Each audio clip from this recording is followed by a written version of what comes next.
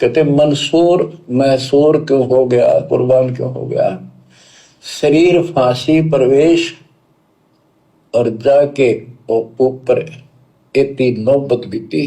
कैसा है वो देश, कैसा है वो देश, वो कितना सुखदाई होगा जिसके लिए शरीर टुकड़े टुकड़े करा दिए, मरते मटो मल के गर्दाना। जबकि आप और हम भाई बहनों ने तो वर्तमान में मंसूर अली की तरह शरीर के टुकड़े टुकड़े भी करवाने की जरूरत नहीं है। हमें तो सहज में परमात्मा मिल गया, सहज में। मंसूर अली सिमली का भाई, राजा का लड़का, समस्तर वेद नाम के ऋषि से नाम उपदेश लिया जो परमात्मा उस समय आए हुए थे। और मंसूर अली अपने गुरु के ज्ञान पर इस कदर कुर्बान हो गया सतलोक में जाने के लिए। जब ज्ञान सुनाया, सृष्टि रचना बताई, मुल्ला मौलवियों ने, धर्म के ठेकेदारों ने, काजियों ने मंसूर अली के शरीर के टुकड़े टुकड़े कर दिए, लेकिन उसने अपने गुरुजी के ज्ञान को नहीं छोड़ा, गुरुजी के नाम को जपना नहीं छोड़ा, मर्यादा नहीं तोड़ी। जबकि मंसूर अली को तो प्रथम मंत्र भी नहीं दिया भगवान ने, केवल अनल हक यही मंत्र दिया। और सोचिए, उसके ऊपर भी मंसूर अली कुर्बान हो गया, शरीर के टुकड़े टुकड़े करवा दिए। तो आज आप और हमें तो परमात्मा ने प्रथम मंत्र तो छोड़िए, शतनाम दे दिया, सारनाम देंगे, सार शब्द देंगे। और कलयुग की बिचली पीढ़ी है, हमें शतलोक भी लेकर जाएंगे। और ना परमात्मा हमसे सेऊ सम्मन की तरह कोई जो है वो गर्दन मांग रहे, ना परमात्मा हमारे से तामर ध्वज की तरह अपना कोई सिर जो है वो कटवा रहे, ना मंसूर अली की तरह शरीर के टुकड़े टुकड़े जो है वो मांग रहे। सहज में भक्ति दे रहे हैं, उल्टा गुरुजी संघर्ष कर रहे हैं हमारे संकटों को अपने ऊपर लेकर, और गुरुजी संघर्ष कर रहे हैं उल्टा। 30 साल से भक्ति पे संघर्ष कौन कर रहा? भगत नहीं कर रहा, भगवान संघर्ष कर रहा है। 10 साल से जेल में बैठे हैं, 21 महीने रोहतक की जेल काटी 2006 में। दुनिया भर की गालियां, गुंडा कहलाया, भुंडा कहलवाया, टाइम पे खाना नहीं, टाइम पे सोना नहीं, पैर कभी टिका नहीं, गांव गांव जाके, नगर नगर जाकर अपनी आत्माओं को जगाया परमार्थ के लिए निस्वार्थ भाव से। 30 साल क्या होती हैं? तो संघर्ष भी भगवान कर रहा है। आप और हमें तो सहज में भक्ति मिल गई। और यदि ये भक्ति भी हम नहीं कर पाएंगे मर्यादा में रहकर, ज्ञान को आधार बनाकर, गुरु को परमात्मा मानकर, फिर ये परमात्मा इतना नाराज हो जाएगा, इतना नाराज हो जाएगा। फिर ये परमात्मा कहते हैं, शीश उपाड़े भूमि धरे और ऊपर रखे पांव, कबीर का घर शिखर में तेरी गरज पड़े तो आओ।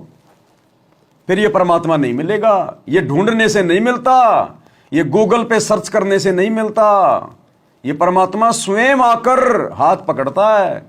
तो ये मौका भाई और बहनों में फिर बाद में नहीं मिलेगा। अगर ये मौका हम चूक गए तो कलयुग की पिछली पीढ़ी का। और आप लोगों को बता दिया गया है गुरुदेव के ज्ञान आधार से, मोक्ष प्राप्ति का ट्रेनिंग सेंटर केवल साध संगति है। संत रामपाल जी के भक्ति मार्ग में चाहे करोड़ों लोग जुड़े हैं, या आने वाले समय में चाहे पूरी दुनिया जुड़ेगी, सब ने साध संगति से जुड़ना पड़ेगा।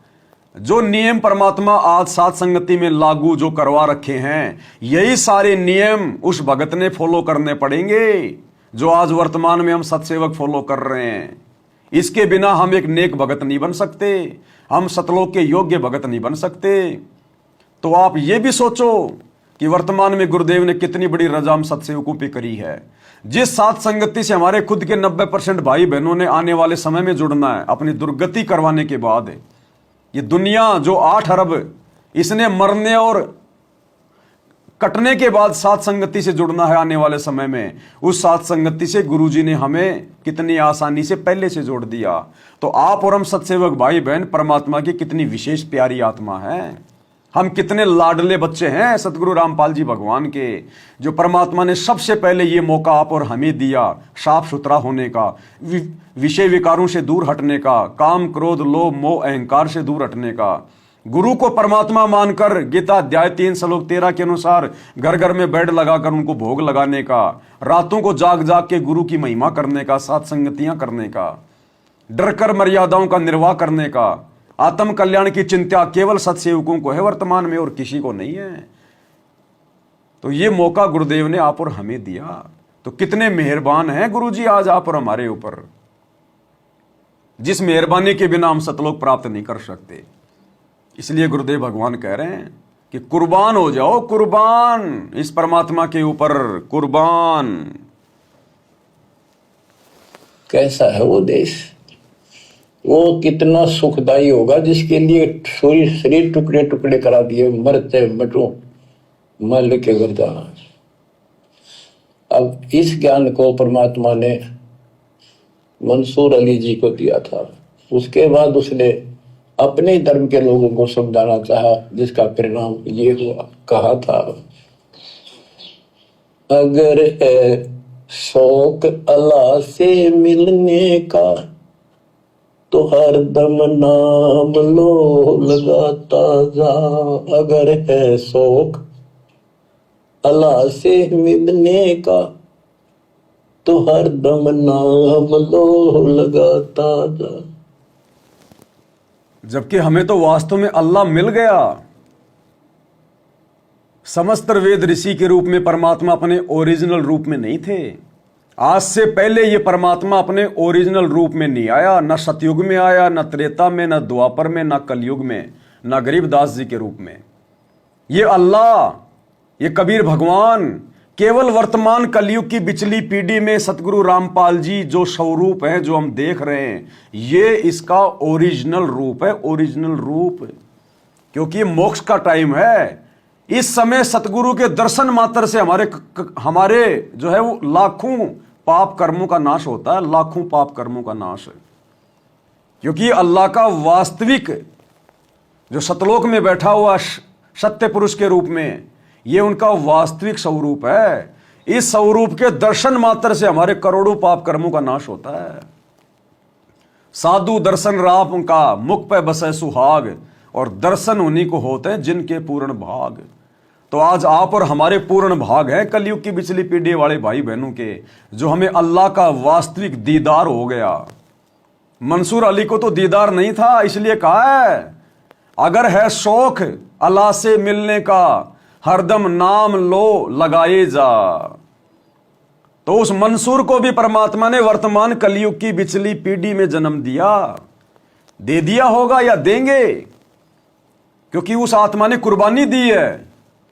और आज से पहले जिन जिन भक्तों के, बड़े बड़े महापुरुषों के हम नाम सुनते हैं, भक्तों के, सतयुग से लेकर कलयुग की प्रथम पीढ़ी तक, मीराबाई, रामानंद जी, धर्मदास, सेऊ सम्मन नेकी, इब्राहिम सुल्तान, नानक जी, धन्ना सेठ, बाजीद, जितने भी हैं, वो सभी आत्माएं अब इस समय कलयुग की बिचली पीढ़ी में गुरु आशीर्वाद से मानव जन्म लेंगी, स्त्री या पुरुष का। क्योंकि उन्होंने उस समय जो कुर्बानियां दी, जो बलिदान दिया, उनका फल परमात्मा वर्तमान में कलयुग की बिचली पीढ़ी में उनको मनुष्य जन्म देकर देगा। लेकिन मोक्ष उनकी मर्यादाओं पर होगा। टर्म्स एंड कंडीशन वही है परमात्मा की, चाहे कोई कितना बड़ा भगत पहले क्यों ना रहा हो। वर्तमान में परमात्मा ने जो मर्यादा बता दी, जो टर्म्स एंड कंडीशन बता दी, जब तक उन पे खरा नहीं उतरेगा, चाहे उस मंसूर ने कितना शरीर कटवाया, वो पार नहीं हो पाएगा। वर्तमान में जो परमात्मा ने नियम मर्यादा जो रख दी है, एक एक को पत्थर की लकीर समझकर विश्वास करना पड़ेगा, और उसी आधार से अपने आप को उन मर्यादाओं में रखकर भक्ति मार्ग पे आगे बढ़ना होगा, अन्यथा बात बनेगी नहीं। तो समस्त आत्माएं वर्तमान में हैं, वर्तमान में कोई आ गई, कोई आएंगी, कोई आ रही है, क्योंकि ये कलयुग की बिचली पीढ़ी का समय है। इसलिए भाई और बहनों, आप और हमें तो उस अल्लाह का वास्तविक दीदार हो चुका है, लेकिन दीदार मात्र से बात नहीं बनेगी, मोक्ष नहीं होगा। वो अल्लाह का वास्तविक स्वरूप जो सतगुरु रामपाल जी के रूप में धरती पे प्रकट हैं, वो स्वरूप मोक्ष में सहयोगी है। केवल शकल देखने से मोक्ष नहीं होगी, वो सहयोगी है। हमारे पाप कर्म कटेंगे, हमारे भाव बनेंगे, तभी तो इस चेहरे से हमारा इतना लगाव है। आज हमारी खुद की माँ से इतना लगाव नहीं है, हमारे खुद के बाप से इतना लगाव नहीं है, हमारी औरत से लगाव नहीं है, औरत को अपने पति से लगाव नहीं है, माता पिता को अपने बच्चों से इतना प्रेम, इतना लगाव नहीं है जितना अपने गुरुजी की शकल से लगाव है, अपने गुरुजी की सूरत से जो लगाव है। क्यों? क्योंकि ये अल्लाह है। अल्लाह आत्मा को ये शकल अट्रैक्ट करती है, जैसे चुंबक लोहे को खींचता है, ऐसे ही सतगुरु की सूरत आत्मा को खींचती है। आत्मा पहचानने लग गई कि ये मेरा पिता है, ये मेरा जनक है, मेरा उत्पत्ति करता है, ये मेरा सतलोक वाला मेरा बाप है। इसलिए हमें अपने गुरुजी से बढ़कर कोई और नहीं लगता। सतगुरु परम पदार्थ पूरा, सतगुरु तीन लोक से न्यारा। सतगुरु सुंदर रूप अपारा और सतगुरु तीन लोक से न्यारा। सतगुरु से बढ़कर सुंदर और हमें कोई दिखाई नहीं दे रहा।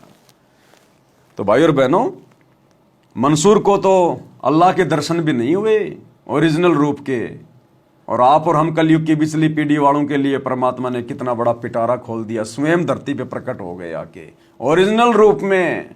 आते तो हमेशा स्वयं ही हैं, लेकिन अब ये मोक्ष का प्राइम टाइम है। परमात्मा हर प्रकार से आत्मा को रिचार्ज करेंगे, इसलिए अब अपने ओरिजिनल रूप में गुरुजी, ओरिजिनल रूप में। इसीलिए तो हम उस दाढ़ी मूंछ वाले कबीर की नकली मुर्दा फोटो को अपने घर पे नहीं रखते। हम क्यों देखें, क्यों दर्शन करें उसके मुर्दा के, जब जिंदा कबीर धरती पे प्रकट है। तो मुर्दा कबीर की काल्पनिक फोटो, वो भी हाथ से बनाई हुई, इमेजन, सोची हुई, बनावटी फोटो, हम उस फोटो में क्यों भगवान देखें। हमने तो असलियत में जीना है, यथार्थ में जीना है। हम नकली फोटो को क्यों भगवान माने। इसलिए हमने उस दाढ़ी मूंछ वाली कबीर की नकली फोटो का जून के महीने में कबीर प्रकट दिवस भी मनाना छोड़ दिया, अपने घर में दरबार से भी बाहर निकाल दी। हम दर्शन ही नहीं करते, हमें तो शौपन भी नहीं आते कभी उसके। शौपन भी आता है तो हमारे गुरु का ही आता है, क्योंकि आत्मा ने अपने परमात्मा को पहचान लिया है। भाई जो गुरु बचन पे डट गए, कट गए फंद 84 के, कट गए फंद 84 के, कट गए फंद 84 के।